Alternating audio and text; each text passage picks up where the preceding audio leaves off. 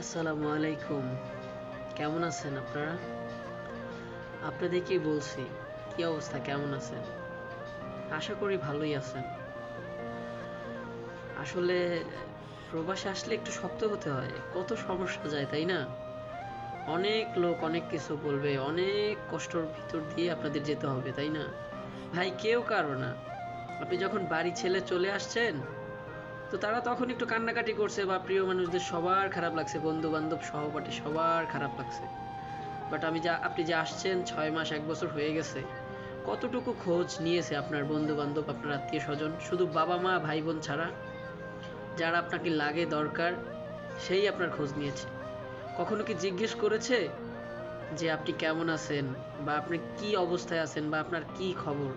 হয়তোবা আপনি অনেক অসুবিধায় আছেন বা সুবিধায় আছেন বাট আপনাকে তো একটা ফোন দিয়ে জিজ্ঞেস করে বলেও নাই